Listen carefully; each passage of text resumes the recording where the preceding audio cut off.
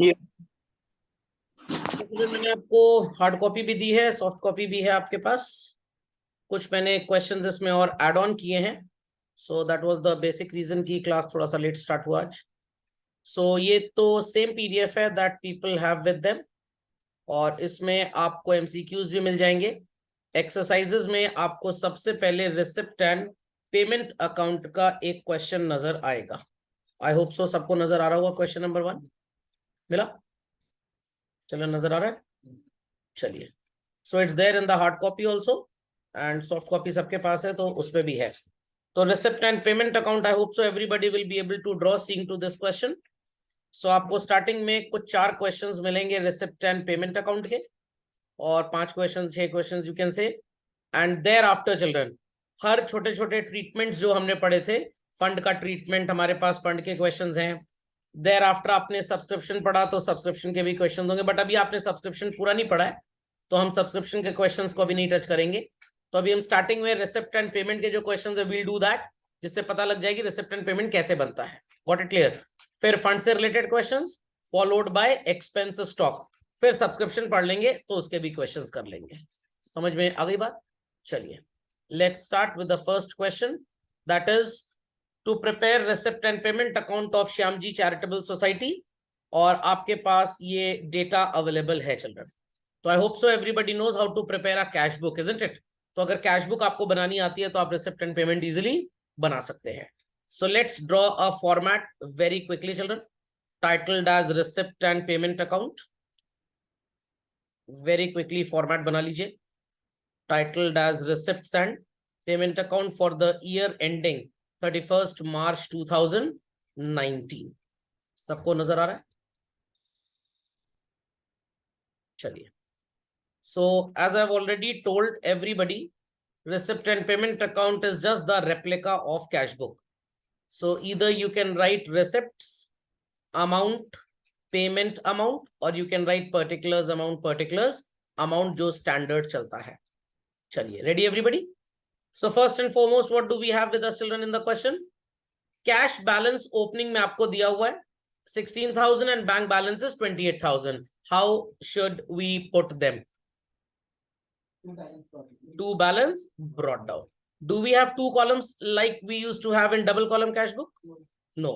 So we'll write cash and bank. If you want, आप पहले inner column में लिख दीजिए और टोटल आउटर कॉलम में, और अगर आप डायरेक्टली आउटर कॉलम में लिखना चाहते हैं तो आप ऐसे भी कर सकते हैं, no issues at all. Subscription में लिखा है कि आपको 60,000 रुपीज मिला है, बट इसमें 11,000 जो है ये प्रीवियस ईयर का है। हाउ डू वी नो कि प्रीवियस ईयर है? Because current year is 31st March 2019, but हमें इससे कोई फर्क नहीं पड़ता, वी हैव रिसीव्ड दिस। तो आप कैश बुक बना रहे हो और आपको रिसिप्ट से मतलब है, so we'll put it on the debit side और credit side children. Debit side क्या लिखेंगे हम लोग? To subscription 60,000 rupees. बट अगर मैं इसी क्वेश्चन में आपको इनकम एंड एक्सपेंडिचर बनाने को बोलता, इन दैट केस हम पूरे 60 को अपनी इनकम ना बोलते। क्यों? क्योंकि 11 is belonging to which year children? Previous year. तो पैसा आया तो है बट कमाई नहीं है। Got it clear? आप इसको ऐसे ही लिंक कर सकते हैं, सेल चाहे कैश हो चाहे क्रेडिट हो, ट्रेडिंग अकाउंट में जाती है, बट डेटर्स से आप जो पैसे लेते हैं क्या आप ट्रेडिंग अकाउंट में लिखते हैं उसको? Not at all. Donation for building children, again it's a receipt और अ पेमेंट। डोनेशन बिल्डिंग के लिए मिला है तो इट्स अ रिसिप्ट और पेमेंट? रिसिप्ट। तो we'll be putting to donation, value is 2,90,000। Miscellaneous expenses बच्चों पेमेंट है कि रिसिप्ट है? It's a receipt. अच्छा अच्छा, कुछ लोगों की आई साइड कमजोर हो गई है, फिर से पूछ लेता हूं एक बार, तो अंधे बहरे हैं वो भी आंसर दे देंगे। मिसलेनियस एक्सपेंस चिल्ड्रन, रिसिप्ट और पेमेंट? इट्स अ पेमेंट, तो इसको क्रेडिट साइड पे लिख देंगे आप, by miscellaneous expenses, the value is 98,000. Locker rent, again it's a receipt और पेमेंट? पेमेंट है लॉकर रेंट। अरे मंदिर वगैरह में आप सामान जमा करते हैं स्टोरेज रूम में, it's a receipt. This shows कि लोगों ने ट्रीटमेंट्स लिखे तो और उसके बाद कॉपी गटर में फेंक दी। It's how much? 32,000। Entrance fee children, it's a receipt और a payment? It's a receipt, तो डेबिट साइड में लिख देंगे आप टू एंट्रेंस फी 41,000। डेफिनेटली इतना सब कुछ लिखने के बाद आपको भी बहुत स्ट्रॉन्ग अपील आ रहा होगा कि शॉर्टेज के साइड पे आनी चाहिए, क्रेडिट साइड पे। सो डेबिट का टोटल देख लेते हैं कितना है। So it is children 16,000 plus 28,000 makes up 44 plus 60,000 plus 2,90,000 plus 32 plus 41 total makes up 4,67,000 and credit side we have only 98,000। तो शॉर्टेज किस साइड पे आएगी children? Children shortage would appear on which side? Credit side. Cash और bank तो कुछ बताया नहीं है, तो हम अज्यूम कर लेते हैं that it is cash balance. Even अगर आप कैश नहीं भी लिखेंगे, आप सीधे बाय बैलेंस कैरेट डाउन लिख देंगे, तब भी उसका मतलब यही होगा। समझ में आ गया सबको? पक्का? चलिए, seeing to this very same receipt and payment account children, I instruct everybody to prepare what? An income and expenditure। अब ये मत बोलिएगा सर आप चीटिंग कर रहे हैं, क्वेश्चन में तो लिखा नहीं था। चलिए, so let's prepare income and expenditure account, because छोटे छोटे क्वेश्चन से जब आप कंटेंट ड्रॉ करते रहेंगे तो आपको कभी भी कोई प्रॉब्लम नहीं आएगी। So write down income and expenditure account for the year ending 31st March 2019. Debit side we have expenditure, then we have amount, then we have income, and again we have amount. So I hope so आप जज up कर लेंगे कि क्या क्या चीजें income में जानी चाहिए। चिल्ड्रन सब्सक्रिप्शन जाएगा, very good. Donation for what? Building, तो इट्स जनरल और स्पेशल? स्पेशल, तो ये इनकम एंड एक्सपेंडिचर में नहीं आएगा। वेल लॉकर रेंट भी गोइंग जाएगा, एंट्रेंस फी जाएगा चिल्ड्रन। चलिए, एंड क्रेडिट साइड पे मिसलेनियस एक्सपेंस है जो आपकी इनकम है चिल्ड्रन, तो सो कॉल्ड सॉरी एक्सपेंस है नॉट इनकम, तो ये डेबिट साइड में जाएगा कि नहीं जाएगा? बिल्कुल जाएगा। तो चलिए लोग लिख लेंगे, तो जितना यहाँ पे क्रेडिट साइड पे आइटम्स है ये इधर चले जाएंगे चिल्ड्रन, और जितने ये डेबिट साइड पे आइटम्स है ये इधर चले जाएंगे। Will people be able to prepare this? चलिए be quick. On the debit side we'll be putting two miscellaneous expenses, value is 98,000. Credit side we'll be putting by subscription, the receipt is 60,000, but last year का इसमें we have included how much children? 11, तो ये हमारी income नहीं है, तो what is the exact value of our income? 49,000. Then we have what is called as locker rent, how much? 32,000. and then we have entrance fee। अभी जब मैं subscription का आपको एडजस्टमेंट पढ़ाऊंगा तो उसमें इस बात का हम जिक्र करेंगे कि क्रेडिट साइड पे हमने क्यों इसे लेस किया है। और वैसे कॉमन सेंस सबके पास है, सबने आउटस्टैंडिंग को पढ़ा हुआ है फाइनल अकाउंट्स में, बट आप बोलेंगे सर हम तो ऐड किया करते थे, वो करंट ईयर का आउटस्टैंडिंग होता था, ये किस ईयर का है? लास्ट ईयर का है। तो अगर मान लीजिए आप एक एनपीओ हैं और आपको ढेर सारे मेंबर्स मिला के 60,000 रुपीज देने आ गए, बट एक मेंबर ऐसा था जिसने 11,000 लास्ट ईयर वाला दिया है, तो क्या आप उसे इस साल की इनकम बोलेंगे? नो, वो इनकम ऑलरेडी लास्ट ईयर लिखी जा चुकी है, it's only a receipt. It's just like that, कोई पुराना डेटर आया और आपको कह रहा है कि मेरा पिछले साल का उधार है, लो रख लो, तो क्या आप उस पैसे को सेल बोल देंगे? Absolutely not. So it is children 49,000 plus 32,000 plus 41,000, 122, and here it is 98. So how much you are left with? 24,000. This is called as what children? Surplus. And what was the total coming? 1,22,000. So can we say that the amount of surplus and cash balance is one and the same thing children? क्या आप ये बोल सकते हैं कि surplus और cash balance एक ही चीज होता है? नो, कैश तो आपके पास 369 आ गया, बट सरप्लस कितना है? सिर्फ 24,000, because this constitutes cash coming in and cash going out, irrespective वो आपकी इनकम है एक्सपेंसेस से कोई मतलब नहीं है। तो this is prepared on cash basis, but this is prepared on accrual basis. सुनाई पड़ गई बात बच्चों? बात सुनाई पड़ गई, समझ में आ गई? चलिए, Yes, Yes, sir. sir. Continue further. Question number 2, visible to everybody. Bengal Cricket Club was inaugurated on 1st April 2020. Had the following receipts and payments during the year. Receipts are given, children. Payments are given. I hope so. Receipt and payment account तो सब लोग बना लेंगे. I hope so. Receipt and payment account सब लोग बना लेंगे. चलिए, Yes, sir. यहाँ पे मैं क्वेश्चन आप सबसे पूछूंगा. रिसिप्ट में children entrance fees, subscription, donation है. पोस्टेज में rent, postage, newspaper, magazine, investment, stationery, entertainment expense, miscellaneous expense, सब कुछ है. Do we have opening cash balance with us? No. इसका रीजन आपके सामने ही लिखा हुआ है. What could be the reason कि हमारे पास कोई ओपनिंग कैश बैलेंस नहीं है? ये बात हम कैश बुक वाले चैप्टर में पढ़ चुके हैं. किस कंडीशन में कैश बैलेंस? यस, स्टार्टेड, इनॉग्यूरेटेड, इसी साल ये स्टार्ट हुआ है. तो कई नए बिजनेस में क्या कैश बुक में टू बैलेंस ब्रॉट डाउन हो सकता है? It will always be to capital. Okay, तो आपके पास यहाँ पे ओपनिंग कैश बैलेंस नहीं है बिकॉज आपका एनपीओ स्टार्ट ही इस ईयर में हुआ है. Got it clear? तो वेरी क्विकली एक रिसिप्ट एंड पेमेंट अकाउंट बनाइए और एक इनकम एंड एक्सपेंडिचर अकाउंट बनाइए. सुपर क्विकली चल रहा है. A receipt and payment account followed by income and expenditure.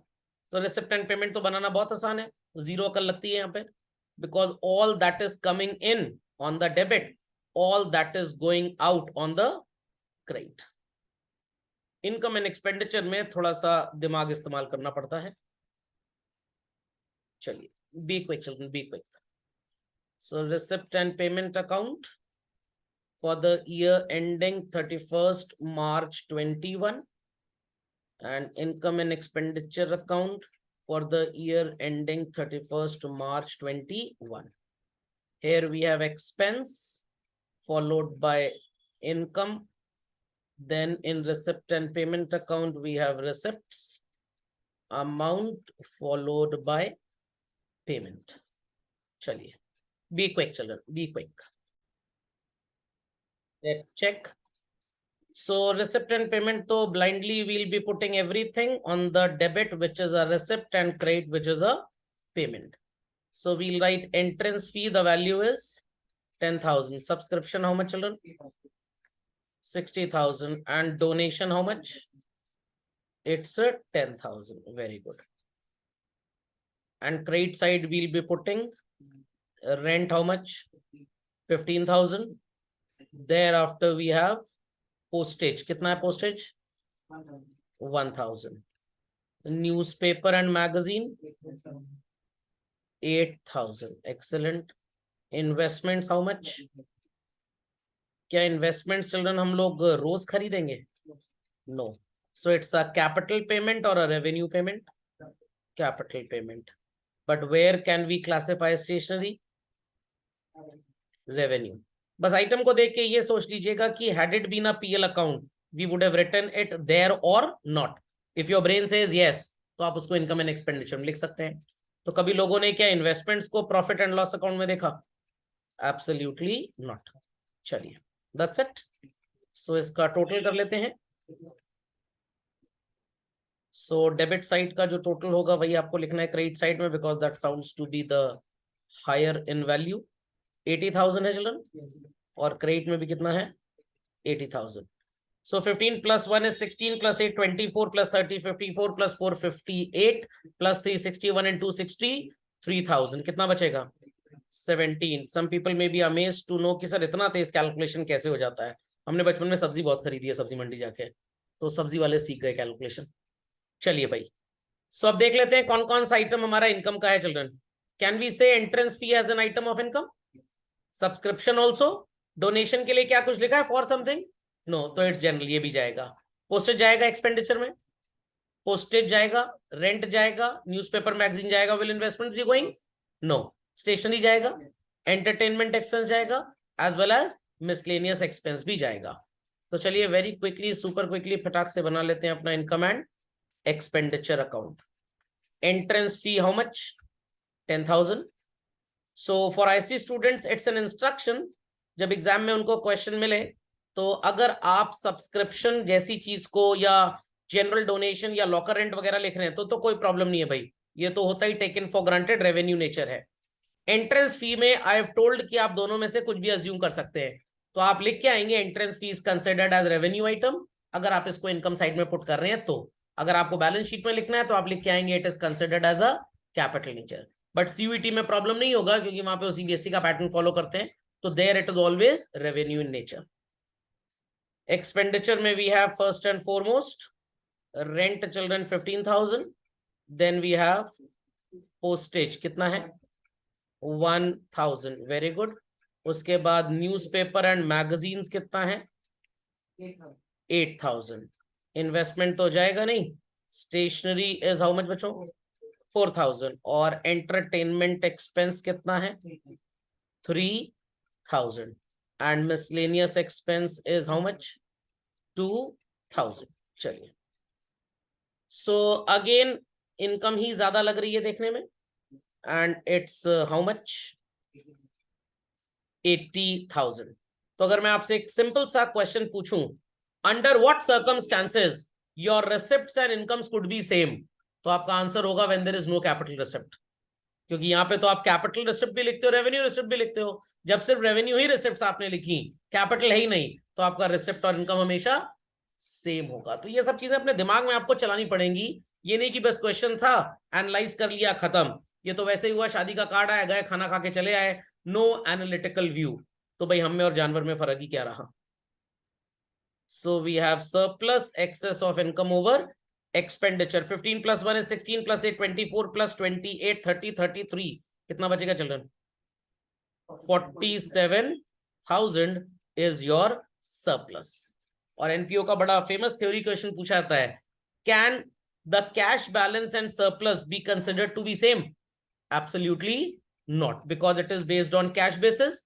All money that has come is on the debit side, all money that is flowing out is on the credit side. हो सकता है वो हमारी income हो सकता है income ना हो। तो सरप्लस और डेफिशिएंसी हमेशा इनकम और एक्सपेंडिचर से पता लगेगा। समझ में आ गया? तो पापा का सब्स्टिट्यूट मम्मी नहीं हो सकते, मम्मी का सब्स्टिट्यूट पापा नहीं हो सकते हैं। तो you can say receipt and payment is पापा, इनकम एंड एक्सपेंडिचर इज मम्मी। समझ में आई बात? चलिए भाई, कर लिया सबने? चलो, क्वेश्चन नंबर 3 जैसा कुछ लोगों को नजर आ रहा होगा। This is your homework. आप इसमें बनाएंगे income and expenditure account, but पहले बनाना पड़ेगा रिसिप्ट एंड पेमेंट। पीडीएफ है सबके पास। क्वेश्चन नंबर 4 में भी चिल्ड्रन पहले आप बनाएंगे रिसिप्ट एंड पेमेंट अकाउंट और फिर आप बनाएंगे income and expenditure. Got it? अब यहां पे एक नोट लिखा हुआ है, क्लब एंजॉयज ओवरड्राफ्ट फैसिलिटी। इसका मतलब है कि रिसिप्ट एंड पेमेंट अकाउंट में आपका हो सकता है पेमेंट ज्यादा हो जाए रिसिप्ट से, तो चिंता करने की बात नहीं है। कर लेंगे लोग? क्वेश्चन नंबर 5 नोट कर लीजिए। अगेन आपको पहले यहां रिसिप्ट एंड पेमेंट बनाना है, followed by income and expenditure. Same is to be done in question number 6, receipt and payment followed by income and expenditure. सबको समझ में आ गया? चलिए, आपने फंड का एक ट्रीटमेंट पढ़ा था, अगर लोगों को याद हो तो। चलो, स्पेशल फंड का ट्रीटमेंट हमने पढ़ा था। चलिए, और फंड के ट्रीटमेंट में आपको बताया गया था कि हमेशा सारा एडजस्टमेंट कहां पे होगा? बैलेंस शीट पे। बट अगर एक्सपेंस ज्यादा हो गया तो आप कहां पे मैनेज करेंगे? इनकम एंड एक्सपेंडिचर में। तो क्वेश्चन नंबर 7 से लेकर अराउंड आई होप सो लगभग ये 13 14 15 तक हमारे पास है। तो चलिए, let's start with this. Question number 7 से स्टार्ट करते हैं। अपनी कॉपी में क्वेश्चन नंबर पुट कर लीजिए very quickly. It says in the question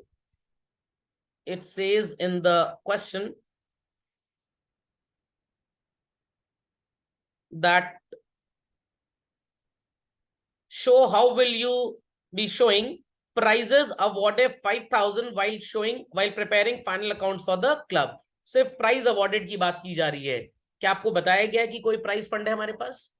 no, कोई भी फंड नहीं है। फंड से रिलेटेड होगा तो कहां पे लिखेंगे सब कुछ? बैलेंस शीट में। सो चिल्ड्रन, प्राइज हमने अवॉर्ड किया तो मनी विल फ्लो आउट और फ्लो इन। Very good. तो एक 2 लाइन का रिसिप्ट एंड पेमेंट का टी बना लीजिए और इनकम एंड एक्सपेंडिचर का टी बना लीजिए।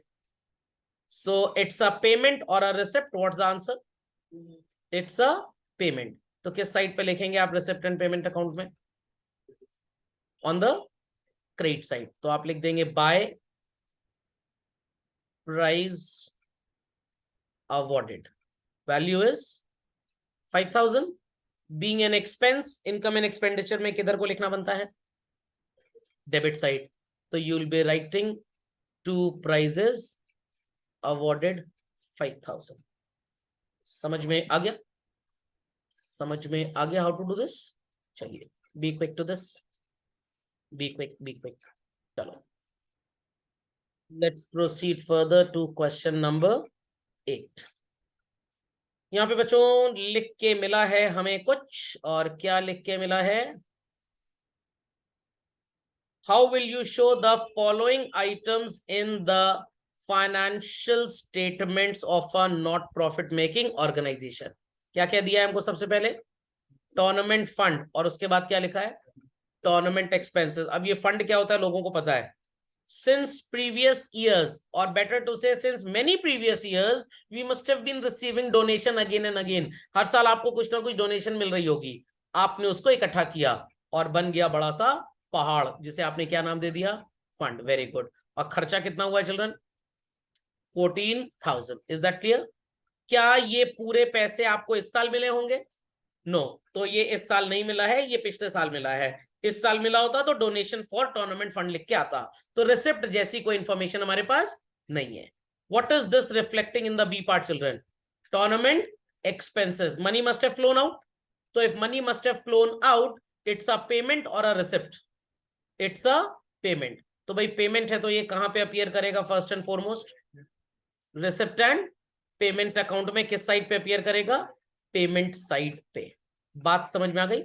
चलिए, so what is the amount that we have paid children? Amount paid आपको कितना नजर आ रहा है? 14,000. And what is the value of fund that you see? 80,000. तो एक्सपेंस कम है कि ज्यादा है? कम है. अगर ज्यादा होता तो आप इसे इनकम एंड एक्सपेंडिचर में लिखते. कम है तो ये सारा कंटेंट कहां पे नोटिफाई होगा? On the liability side. मैंने डेलिबरेटली एसेट साइड को थोड़ा अनइवन बनाया क्योंकि उसका कोई काम नहीं है हमको. चलिए, तो पेमेंट साइड पे क्या लिख सकते हैं चिल्ड्रन? 14,000 बस लिखेंगे और कुछ लिखेंगे. बाकी fill in the blanks. By tournament expenses. और बैलेंस शीट में मैंने आपको बताया था लास्ट क्लास में, what is the value given as tournament fund children? 80,000. तीन चीजें ऐड करते हैं, सबको पता है. Donation, interest received, accrued interest. क्या डोनेशन दी हुई है यहाँ पे? नहीं दी. क्या इंटरेस्ट रिसीव्ड दिया है? नहीं दिया. क्या अक्रूड इंटरेस्ट दिया है? नहीं दिया. सिर्फ हमारे पास क्या है? Expenses. How much? 14,000. What is 80 minus 14 children? 66,000. सबको समझ में आ गया? अब आप जब इलस्ट्रेटिव एग्जांपल्स देखेंगे, 100% ऑथर्स ने गलत सॉल्व किया है. ऑथर्स ने सिर्फ बैलेंस शीट बनाया हुआ है और इस बात का जिक्र आंसर में किया हुआ है. बट मैंने क्या बनाया बैलेंस शीट के अलावा चिल्ड्रन? क्यों? क्योंकि मैंने क्वेश्चन को आंसर किया है, मैंने ट्रेंड को फॉलो नहीं किया. जनरली क्वेश्चन आपको रिसिप्ट एंड पेमेंट बना हुआ देता है, आप बनाते हैं इनकम एंड एक्सपेंडिचर या बैलेंस शीट. पिछले 4-6 क्वेश्चन में आप ये काम कर चुके हैं. इसलिए उसी ट्रेंड के accordingly the author has said to prepare only balance sheet. But question में क्या पूछा गया है? Financial statements. तो क्या भाई रिसिप्ट एंड पेमेंट नहीं आता फाइनेंशियल स्टेटमेंट में? बिल्कुल आता है. तो आपको ये भी बनाना पड़ेगा. तो 11th-12th के लेवल पे तो सिर्फ बैलेंस शीट बनाएंगे, नंबर मिल जाएगा. बट जब आईपीसीसी में 3 नंबर, 2 नंबर, 4 नंबर का क्वेश्चन आता है और बच्चे गो विद द विंड वाले होते हैं, वो सिर खुजलाते रहते हैं बिना जुए के आए कि मेरा नंबर कहाँ कट गया. नंबर कट गया कि आपने क्वेश्चन को फॉलो नहीं किया, आपने ट्रेंड को फॉलो किया. तो be the trend, don't follow the trend. खोपड़े में बात गई कि नहीं गई? पक्का? चलिए, be quick to this, be quick to this.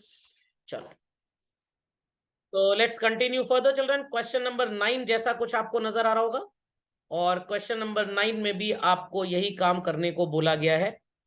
It says in the question, how are the following items shown in the final accounts of NPO? कौन सी 3 चीजें आती हैं भाई फाइनल अकाउंट्स ऑफ एनपीओ में? Receipt and payment, income and expenditure and balance sheet. But fund का चक्कर है तो सारी चीजें कहां एडजस्ट होंगी? बैलेंस शीट में. बट थोड़ा सा तमीज से बोलना पड़ेगा हमको. What is the value of fund children? 50. Plus कितने की टिकट बिकी? तो ये दोनों आया ना. 50 + 20 is what? And what is the amount of expense? 15, 70 minus 15, excess हो गया एक्सपेंस या फंड की अवेलेबिलिटी से कम है? कम है, तो एक्सेस तो एक्सपेंस हो नहीं रहा है। क्या आप लिखोगे इनकम एंड एक्सपेंडिचर में कुछ? बिल्कुल भी नहीं। तो चलिए बनाते हैं दो चीजें। सबसे पहले क्या बनाएंगे हम? Receipt and payment account. So इन तीन में से कौन सा आइटम आपको लग रहा है that it represents a receipt children? तीनों में से कौन सा आइटम ऐसा है जो रिसिप्ट्स को रिप्रेजेंट कर रहा है? Sale of tournament tickets. And what item represents what is called as a payment? Tournament expenses. चलिए, तो आई होप सो आप लिख देंगे रिसिप्ट एंड पेमेंट अकाउंट में से। चलिए भाई, हु विशेस टू आंसर कि मैं रिसिप्ट साइड पे क्या लिखूं? रिसिप्ट साइड पे क्या लिखें? To sale of tournament tickets, value 20,000. What should I write on the payment side? By tournament expenses, value? Very good, excellent answer. Because expense ज्यादा है नहीं, तो इनकम एंड एक्सपेंडिचर की जरूरत नहीं है। और ये एरर मैंने आपको कल ही बताया था। 99% क्वेश्चंस में फंड का ट्रीटमेंट कहां पे होता है? बैलेंस शीट में। और बच्चा इसको रट लेता है go with the wind. But कभी कभी क्वेश्चन ऐसा आएगा जहां पे एक्सपेंस ज्यादा हो जाएगा, तो एक्सेस एक्सपेंडिचर कहां डेबिट होगा? इनकम एंड एक्सपेंडिचर में। तो एक गलती आपको अवॉइड करनी, आएंगे क्वेश्चन, नॉट टू वरी। चलिए, what should I write on the liability side children? Tournament fund, how much? 50,000. Then what should I put? Plus करेंगे व्हाट? सेल ऑफ टिकट्स या रिसिप्ट्स आप लिख सकते हैं कितना? 20,000. Then what should I write? Minus expenses, how much? 15,000. What is 50 plus 20? 70 minus 15 is what children? 55. तो धीरे धीरे हौले हौले चीजें बढ़ाई जा रही है क्वेश्चन में। समझ में आ गया? बट यही एक्सपेंस अगर 15 की जगह बाई चांस 75,000 होता, तो आप यहाँ पे तो 70 माइनस 17 लिख देते, और बाकी का एक्सेस 5,000 कहां पे जाता? इनकम एंड एक्सपेंडिचर में। तो बस तीन मेजर ट्रीटमेंट्स हैं जहां पे गलती होती है, एक फंड का ट्रीटमेंट, एक एक्सपेंस स्टॉक, और एक सब्सक्रिप्शन। ये तीन आपने पढ़ लिया, और जो 14 ट्रीटमेंट्स आपको लिखवाए थे, आई चैलेंज कि आप कहीं गलती करेंगे ही नहीं। सो पीपल डिड दिस, सबने कंप्लीट कर लिया? बिग पिक चलो, let's continue further with question number 10. So question number 10 children are basically two questions which are given to you. One is represented as case 1 and other is represented as case 2. और कुछ लोग बोलेंगे sir ये क्या debit credit लिखा है? Basically a trial balance is given to us. चलिए let's start. एक लाइन ड्रॉ कर लेते हैं सेंटर में। लेफ्ट साइड पे केस 1 सॉल्व करेंगे और राइट साइड पे केस 2 सॉल्व करेंगे। चलिए पहले केस 1 को देखते हैं बच्चों। We have prize fund, how much? 50,000. And we have prizes awarded, how much? And match expense, how much? तो बेसिकली दोनों ही एक्सपेंस है आपके। जो प्राइज अवॉर्ड करेंगे वो भी तो एक्सपेंस है। So children, can we put this prize fund anywhere in receipt and payment account? No. एंड एक्सपेंसेस को लिख सकते हैं पेमेंट साइड पे शायद? Very good. और देख लेते हैं कहीं एक्सपेंस ज्यादा तो नहीं है। दिस इज 15 एंड टोटल इन दोनों का कितना हुआ? 27। क्या एक्सपेंस एक्सीड कर रहा है? Not at all. तो क्या इनकम एंड एक्सपेंडिचर की कोई जरूरत होगी? नो। तो किन दो जगहों पे चीजों को नोट करना है, सबको क्लियर हो गया? चलिए एक छोटा सा रिसिप्ट एंड पेमेंट अकाउंट बना लीजिए, हार्डली 2 लाइन का, और 4 लाइन की बना लीजिए एक balance sheet. I hope so students will be able to put this. चलिए कंप्लीट करिए चिल्ड्रन, वेरी क्विक। चलिए तो anything on the receipt side? Anything on the receipt side? No. On the payment side, we'll be putting by price awarded, value is 12,000. And then what we'll write? By match expenses, how much? 15,000. That's it. अब लोग ये ना बोले sir पैसे तो आए ही नहीं, तो पे कहां से कर दिए? क्या कोई फ्रॉडलेंट एक्टिविटी है? एक्सट्रैक्ट्स बन रहे हैं, ये कंप्लीट अकाउंटिंग नहीं है। चलिए Then on the liability side, what we'll write, children? Prize fund, how much? 50,000. Then what I should write? Less prize awarded. And children, thereafter, match expenses. कितना कितना आएगा भाई? 12 and 50. What's the value? 23,000. समझ में आ गया? हाँ, that is true, but yes, ये एक बहुत बड़ा कॉन्ट्राडिक्शन है कि फंड से रिलेटेड तो सिर्फ प्राइस अवॉर्डेड है, तो आप सर मैच एक्सपेंसेस क्यों लिख रहे हैं? बिकॉज चिल्ड्रन, जो प्राइजेस दिए गए वो कहाँ दिए गए? मैच कंडक्ट करवाया होगा, तो ये भी तो मैच एक्सपेंस है। फर्क सिर्फ इतना है, ये प्राइजेस खरीदे गए 12,000 के, बाकी यहाँ पे स्टेडियम में जहां पे मैच हुआ उसका किराया होगा। Got it clear? प्लेयर्स को जो ड्रेस खरीद के दी गई उसके पैसे होंगे, जो और हमने पैसे खर्च किए वो सब इसमें आएगा। Got it clear? तो कहीं कहीं आपको एग्जाम्पल में जरूर मिलेगा, this 15,000 has been debited to income and expenditure. शायद आंसर में भी ये लिखा है, बट ये गलत है। ओके, कुछ बेवकूफ ऑथर्स ऐसा बोलते हैं कि भाई प्राइज से रिलेटेड जो होगा वही फंड में माना जाएगा। भाई मैच एक्सपेंस भी तो मैच से रिलेटेड एक्टिविटी है। ओके, चलिए केस 2 पे चलते हैं children. The value of fund given to us is how much? 1 lakh. खर्चा कितना है? इन्वेस्टमेंट कितने का है? अब लोग कहेंगे सर आपके एग्जाम्पल में तो फंड और इन्वेस्टमेंट दोनों एक ही था, बिकॉज मेरा एग्जाम्पल बोल रहा था कि जितनी डोनेशन मिली सब इन्वेस्ट कर दी। यहाँ पे डोनेशन तो 1 लाख की मिली, बट इन्वेस्ट कितना किया? तो ये डिफरेंस आएगा। तो सर हम इस डिफरेंस का करेंगे क्या? अगर इंटरेस्ट कैलकुलेट करने को आता है तो you will do that calculation on 60,000। Got it? और आपको कुछ नहीं करना है, परेशान मत होइए। कितना इंटरेस्ट आपको मिला है चिल्ड्रन? 3,000। और प्राइस कितने के अवार्ड किए गए हैं? 19,000 रुपीज के। सबको नजर आ रहा है? सबको नजर आ रहा है? चलिए, so out of these many things given children, can we classify match fund as receipt और पेमेंट? नो, तो it's a liability basically. Match expense को क्या क्लासिफाई करेंगे आप? Payment. Investment is asset. Interest on match fund को क्या classify करेंगे? Income. और प्राइज अवॉर्डेड को? Prize awarded is a payment. खोपड़े में बात गई? तो रिसिप्ट एंड पेमेंट में क्या क्या आएगा लिख लेंगे आप लोग, और बैलेंस शीट में क्या क्या लिखना है समझ में आ गया? चलो कंप्लीट करो इसको खुद से, let's see. So on the receipt side, we'll be definitely putting what? We'll be putting on the receipt side to interest on match fund. How much? Match fund investment, sorry, 3,000. And credit side पे आप लिखेंगे match expenses and prize awarded. Match expenses 35,000 and prize awarded is 19,000. Is that understood well? चलिए, और इसके बाद आप draw करेंगे balance sheet. Balance sheet में किस साइड पे लिखेंगे इस कॉम्पोजिशन को हम? On the liability side.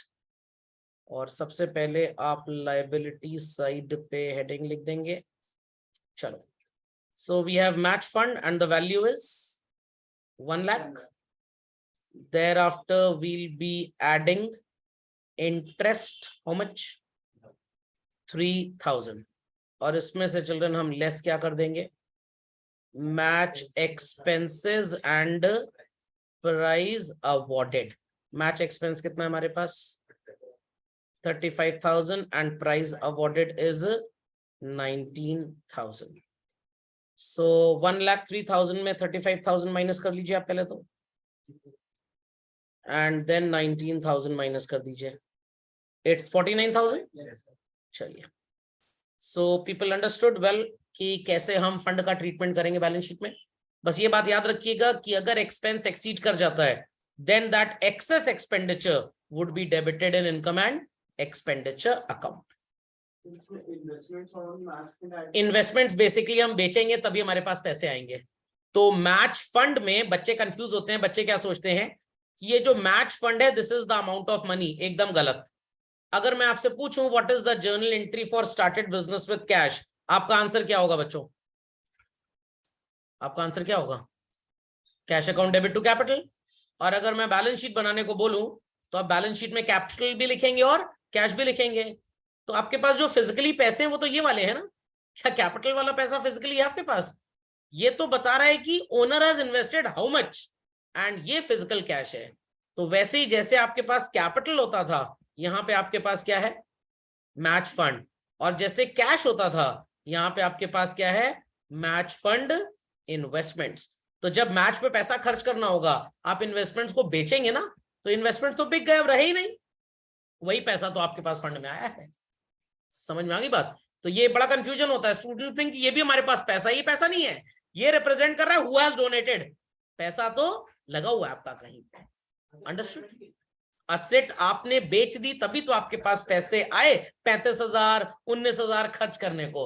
अब असेट रही कहां आपके पास? लॉजिक समझ में आया? अगर मान लीजिए मैं यहाँ पे इन्वेस्टमेंट लिख देता, तो जो जीनियस लोग हैं वो मेरे से पूछते, सर ये फंड में से खर्चा कहां से हुआ? अलीबाबा 40 चोर हैं क्या? क्या पड़ोसी से पैसा लेके आए क्या? तो when I ask what is the journal entry for started business with cash, आपका आंसर क्या होता है? Cash to capital. मान लीजिए साल भर कोई बिजनेस आपने और किया ही नहीं, सिर्फ पैसा इन्वेस्ट करके चुप्पे चाप बैठ गए स्टैचू, तो आपकी बैलेंस शीट में असेट साइड में क्या आएगा? Cash that you have invested. और क्या आएगा? कैपिटल। समझ में आ गई बात चिल्ड्रन? बात समझ में आ गई? तो ये बात ध्यान देनी है। तो जो कैश है वही फिजिकली पैसा है, कैपिटल थोड़ा फिजिकल पैसा है। कैपिटल तो रिप्रेजेंट कर रहा है हु हैज कंट्रीब्यूटेड। खोपड़े में बात गई कि नहीं गई? पक्का? तो अगर मैं आपको पढ़ा रहा हूं, आपको लग रहा है सर आपने बहुत बढ़िया पढ़ाया, मैंने बहुत बढ़िया नहीं पढ़ाया, मेरे इंटेलेक्ट ने बहुत अच्छा इंफॉर्मेशन आपको ट्रांसमिट किया। खोपड़े में बात गई तो it is not the so called body that you can see, it is the soul that you can feel. खोपड़े में बात आई? खोपड़े में बात आई? पक्का? तो जो इंसान देखने में अमिताभ बच्चन लगता है, कॉपी है उसकी, बट जरूरी नहीं है कि वो अमिताभ बच्चन की एक्टिंग कर ही ले। तो cash is real Amitabh Bachchan, और कैपिटल तो इमिटेशन है एक तरह का। तो कैपिटल बताता है कि किसने पैसे लगाए, कितने लगाए, क्या लगाया, ये कैश पे है। समझ में आ गई बात? चलिए, हाँ, तो इंटरेस्ट आपकी इनकम, बिल्कुल। तो इस इनकम को आप इनकम एंड एक्सपेंडिचर नहीं लिख सकते क्योंकि फंड से रिलेटेड है, दैट्स व्हाई हम इसको यहाँ पे ऐड करते हैं। ओके, चलिए सो आगे चलते हैं। क्वेश्चन नंबर 11 आपको नजर आ रहा होगा। टूर्नामेंट फंड दिया हुआ है, टूर्नामेंट फंड इन्वेस्टमेंट्स दिए हुए हैं आपको। देखिए यहाँ पे आपको इन्वेस्टमेंट की वैल्यू और फंड की वैल्यू एकदम सेम है, मतलब जितना डोनेशन आ रहा था हर साल उसका फिक्स डिपॉजिट करा रहे थे। तो अब जब आपने ये 12,000 रुपए खर्च किया, तो कहां से खर्च किया? आपने इन इन्वेस्टमेंट्स को सेल किया। सेल किया तो इससे मनी इनफ्लो हुआ, मनी इनफ्लो हुआ तो आपने इससे एक्सपेंस किया। तो क्या बैलेंस शीट की एसेट साइड में लिखेंगे टूर्नामेंट फंड इन्वेस्टमेंट्स? इन्वेस्टमेंट्स तो भाई बिक गए आपके। समझ क्या? नहीं नहीं नहीं नहीं, आप समझे नहीं मेरी बात। इन्वेस्टमेंट आपने खरीदा था, बेचा, तो कैश आया होगा ना। तो आपको ये इंफॉर्मेशन बैलेंस शीट में डिपिक्ट करनी है, जैसे आपके बिजनेस से कैश निकल गया, कैश निकल गया। सर जब कैश है ही नहीं तो ड्राइंग्स क्यों लिख रहे हैं आप? ड्राइंग्स रिप्रेजेंट करता है कि इतना पैसा हमने निकाला है। एक आप छोटा सा एग्जांपल ले लीजिए तो कंटेंट और क्लियर हो जाएगा। The journal entry for started business with cash क्या होती है भाई? Cash to capital. मान लीजिए आपने 2 लाख रुपए लगाए और फिर 10,000 रुपए आपने निकाल लिया, तो एंट्री क्या है? Drawings to cash. अब जब आप ट्रायल बैलेंस बनाएंगे तो उसमें कैपिटल कितना नजर आएगा आपको? 2 लाख। और ड्रॉइंग्स कितना नजर आएगा आपको? 10,000। यहां पे क्यों नहीं बोलते सर पैसा तो निकल गया, ड्रॉइंग्स कहां से आ गया? पैसा तो निकल गया, ड्रॉइंग्स कहां से आ गया? पैसा जो निकला वो कैश से एडजस्ट हुआ। ड्रॉइंग्स आपको ये बता रहा है कि आप इतने के डेटर हैं बिजनेस के। तो जब बैलेंस शीट आप बनाते हैं, आप क्या करते हैं? आप कैपिटल में से ड्रॉइंग्स को माइनस करके ये बताते हैं कि बिजनेसमैन का नेट अमाउंट 190 बिजनेस में इन्वेस्टेड है। तो इन्वेस्टमेंट्स ये बता रहा है कि अभी तक आपका 1.5 लाख रुपए इन्वेस्टेड है। जब मैच हुआ, आपने पैसे खर्च किए, तो कहां से खर्च किए? आपने इन्वेस्टमेंट्स को बेचा होगा। ये हम असम्पशन लेते हैं, ये जरूरी नहीं है। हर एनपीओ इतना भिखारी नहीं होता है कि इन्वेस्टमेंट बेच के ही पैसे आएंगे उनके पास। लॉजिक समझ में आया? मान लीजिए कि भाई आपने किसी मंदिर में 1100 रुपए डोनेट कर दिए, अब इसका मतलब कि आपने पापा ने आपके फिक्स डिपॉजिट तोड़वाया हो क्या? Absolutely not, absolutely not. समझ में आ गई बात? समझ में आ गई बात? चलिए, तो ये बात समझ में आ गई। देखिए यहाँ पे क्या लिखा हुआ है, अक्रूड इंटरेस्ट को आप इन्वेस्टमेंट्स में, जो भी अक्रूड इंटरेस्ट है आपका 6000, इसको बैलेंस शीट की किस साइड में लिखेंगे? एसेट साइड में। कहीं आंसर में ये मेंशन किया गया है कि इन्वेस्टमेंट्स जो 1.5 लाख रुपए की उनको एसेट में दिखाओ? चलो ना, आंसर कहीं मेंशन किया गया है? क्योंकि ये एक common sense taken for granted assumption है कि जो भी आपके इन्वेस्टमेंट्स होंगे आपने उनको बाय डिफॉल्ट बेच दिया, उससे जो पैसा आया उसमें से 12,000 खर्च कर दिया, 138 अभी भी कैश बैलेंस है। सर तो हम इसको लिख दें कैश में? आपको सिर्फ शादी का कार्ड मिला है, जाना है, शगुन का लिफाफा देना है, खाना खा के आ जाना है। लड़के लड़की की कुंडली मिलाने की जिम्मेदारी आपकी नहीं है। कितना शगुन इकट्ठा हुआ, परिवार का कितना खर्चा हुआ, to hell with it, we are not responsible भाई। तो हमको सिर्फ बोला गया इस डेटा को बैलेंस शीट में दिखाइए, हमने दिखा दिया। कितना कैश बचा एंड ऑल दैट हमसे इससे कोई मतलब नहीं होता है। समझ में आ गया? पक्का? तो अगर आपसे पूछा जाए कि भाई बिजनेसमैन ने 2 लाख रुपए बिजनेस में लगाया, 10,000 रुपए निकाल लिया, कैपिटल कितनी है? आप टीचर को क्या आंसर देंगे? सर 190 कैपिटल, और मैं बता दूं इतना भी कैश भी रखा होगा बिजनेस में। इससे आपको कोई मतलब ही नहीं है भाई। बिजनेसमैन टाइम पास करने नहीं बैठा है, उसने इस 190 को कहीं ना कहीं इंप्लॉय कर दिया। गुड्स खरीदे होंगे, शॉप का किराया दिया होगा, फिर गुड्स बेचे होंगे प्रॉफिट पे, पैसा आया होगा।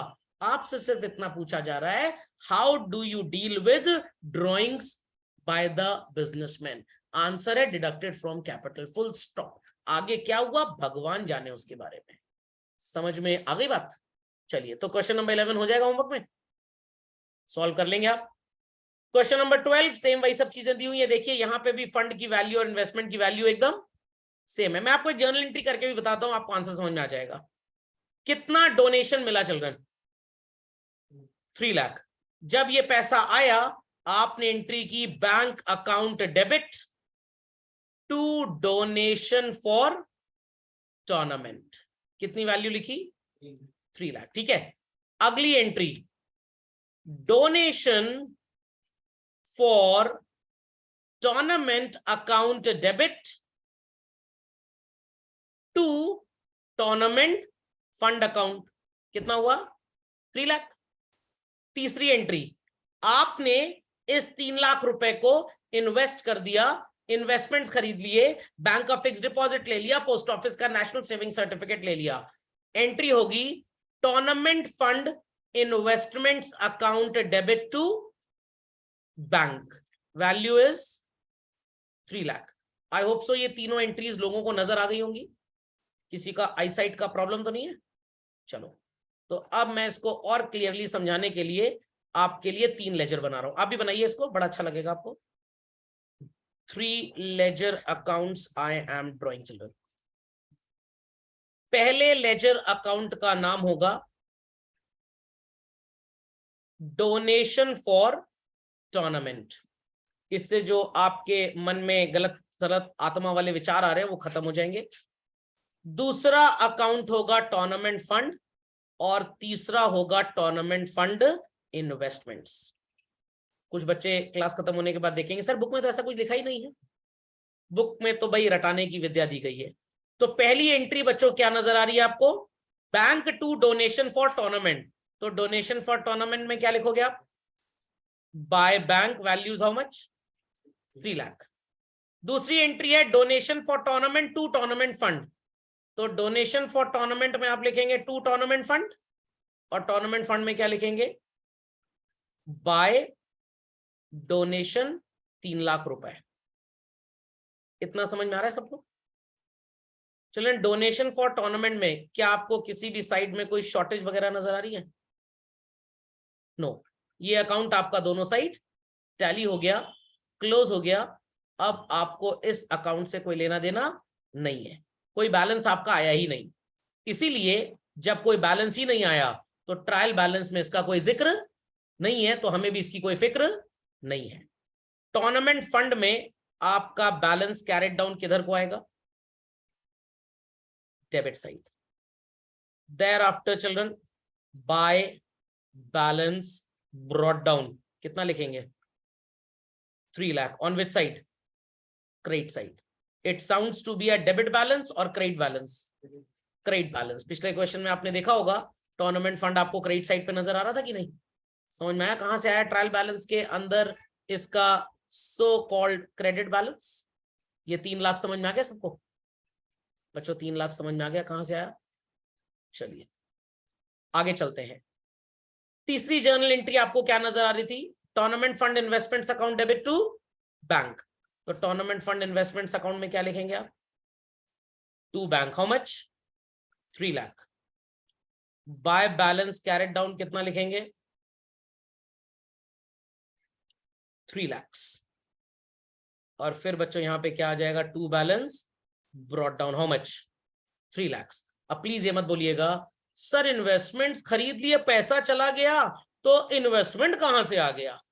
अरे यही तो आपको दिखाया जा रहा है कि जो 3 लाख रुपीस आपको मिले थे आपने इसका फंड बनाया और इस पैसे को एनपीओ में कैश ना रख के हमने कहीं पे इन्वेस्ट कर दिया। आपके पापा ने बिजनेस किया, 1 करोड़ रुपए इन्वेस्ट किया और 1 साल के बाद 1.5 करोड़ रुपए हो गया। वो कितना प्रॉफिट हुआ?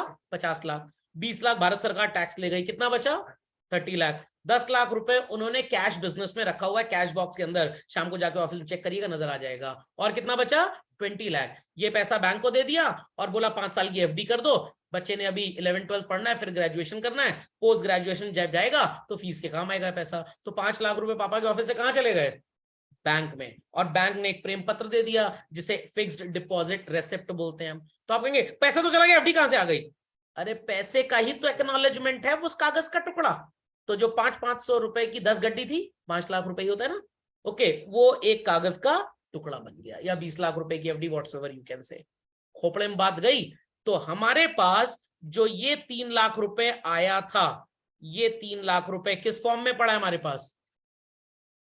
आंसर चिल्ड्रन, 3 लाख रुपए आपके पास आया था ना डोनेशन के नाम पे, तो ये 3 लाख रुपए किस फॉर्म में पड़ा हुआ है आपके पास? इन्वेस्टमेंट। तो सर ये क्या है? ये उस डोनर को रिप्रेजेंट कर रहा है जिसने पैसे दिए, और ये रिप्रेजेंट कर रहा है कि वो पैसे कहां गए। तो आप बोल सकते हैं ये कैश है और ये कैपिटल है। समझ में आया? अब जब हम टूर्नामेंट करवाएंगे तो हम इस 3 लाख के इन्वेस्टमेंट्स को बेच देंगे, 3 लाख के इन्वेस्टमेंट को बेच देंगे। तो उसकी भी एंट्री मैं आपको दिखा देता हूं, बिल्कुल भी परेशान मत होइए। बात हुई है तो अब आगे तक जाएगी। चलिए ध्यान से सुनिएगा। एंट्री नंबर 4, आपने इन्वेस्टमेंट्स को बेचा तो एंट्री करेंगे bank account debit to tournament fund investments.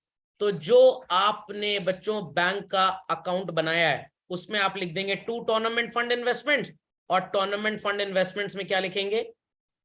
By bank. 3 lakh rupees 3 lakh rupees equal हो गया। क्या कोई बैलेंस आया? नो। चलिए तो आत्मा की शांति के लिए एक बैंक अकाउंट भी बना लेते हैं, तो आपको बड़ा अच्छा लगेगा। कुछ लोग सोच रहे हैं कहां पंगा ले लिया सर से बोल के, सर तो पूरा पहाड़ ले आए। चलिए तो पहली एंट्री क्या थी भाई आपके पास? Bank to donation for tournament fund. तो यहां लिखेंगे to donation for tournament fund, कितना? 3 लाख। और अब आपने इन्वेस्टमेंट्स को बेच दिया तो एंट्री क्या हो गई आपकी? आंसर, एंट्री क्या हो गई? Bank to tournament fund investment. बीच में एक एंट्री आपने डोनेशन को इन्वेस्ट भी तो किया था। क्या एंट्री की थी आपने? Tournament fund investment to bank. तो बैंक में क्या लिखेंगे? By tournament fund investment. कोई बैलेंस आया चिल्ड्रन? Any balance? जिनके मुंह में फेविक्विक है उनको छोड़ के बाकी लोग आंसर दें। कोई बैलेंस आया भाई? Not at all. 3 लाख रुपए आपके पास थे, आपने इन्वेस्ट कर दिए। अब जब आपने इन्वेस्टमेंट्स को बेचा तो what journal entry have we passed? Bank account debit to tournament fund investment. तो आप लिखेंगे बैंक अकाउंट में to tournament fund investment, how much? 3 lakh. इतनी बात समझ में आ गई? इसके बाद आपने कितने रुपए के प्राइज अवार्ड किए चिल्ड्रन? तो ये 60,000 आपके पास से गया, तो आप बैंक अकाउंट में लिखेंगे by prizes awarded, how much? 60,000।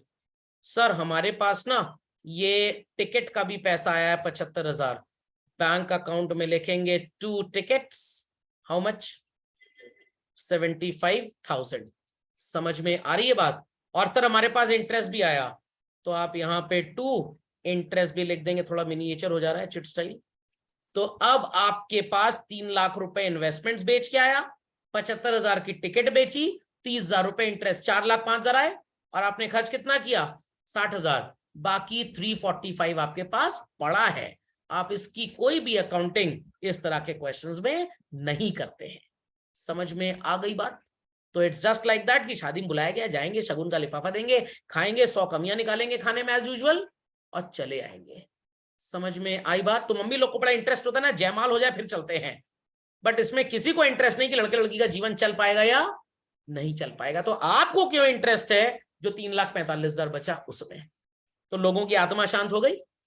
समझ में आया कि नहीं? इतनी शांति सही बता दूं, श्राद्ध के बाद भी नहीं मिलती है लोगों को हिंदू धर्म में जितनी आपको शायद मिली होगी। और खैर समझ में ये बातें उन्हीं को समझ में आएंगी जिन्होंने जर्नल ठीक से पढ़ा है, जिन्होंने लेजर ठीक से पढ़ा है, और अबव ऑल जिनके पास अकल है, अंडरस्टैंडिंग। कुछ लोग फोटोग्राफर क्या जाते बोलते हैं फोटो अच्छी नहीं आई है, जैसा चेहरा होगा वैसी ही फोटो आती है, फोटो कभी भी अच्छी खराब नहीं आती। ओके, चलिए भाई, तो आई होप सो ये क्वेश्चन सब लोग कर लेंगे 12th वाला।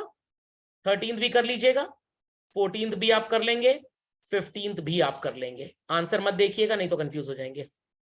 ओके, सो कल वाली क्लास में children will be doing questions on expense stock, जो क्वेश्चन नंबर 26 से स्टार्ट है, ठीक। और कल ही हम पढ़ेंगे अपना सब्सक्रिप्शन का ट्रीटमेंट। तो सबको होमवर्क समझ में आ गया क्या है? पक्का?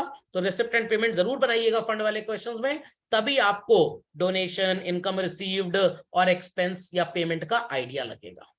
अंडरस्टैंडिंग? तो जब आप ये छोटे छोटे receipt and payment, balance sheet, income and expenditure वगैरह वगैरह बनाएंगे, तब आपको ये बड़े क्वेश्चन समझ में आएंगे कि सॉल्व कैसे होते हैं। जब आपने खुद रिसिप्ट साइड में 2 एंट्रेंस फीस लिखा होगा तो यू विल अंडरस्टैंड ये है क्या एक्चुअली में। लॉजिक समझ में आया कि नहीं? तो जो NIFT वगैरह से बड़े बड़े लोग फैशन डिजाइनिंग की पढ़ाई करते हैं, वो कभी कपड़ा सिलते नहीं अपने प्रोफेशन में, बट जब पढ़ रहे थे तो उन्होंने भी स्टिचिंग सीखी थी, नहीं तो कैसे वो डिजाइन को ओरिएंट कर पाएंगे। लॉजिक समझ में आया कि नहीं? पक्का? तो every automobile engineer in the factory works like a mechanic, every CA while doing internship first works like an accountant। तो जब उसने अकाउंटिंग ही नहीं की, वो ऑडिट क्या करेगा? जब उसको पता ही नहीं ट्रांजैक्शन रिकॉर्ड कैसे होता है, वो धांधलेबाजी या चोरी पकड़े कहां से? Got it clear? तो किसी भी क्वेश्चन में, किसी भी बुक में फंड का ट्रीटमेंट आपको जब मिलेगा, कहीं पे भी रिसिप्ट एंड पेमेंट बनाया ही नहीं गया है, directly authors have done it using balance sheet, but आप दोनों बनाइएगा। समझ में आ गई बात सबको? चलिए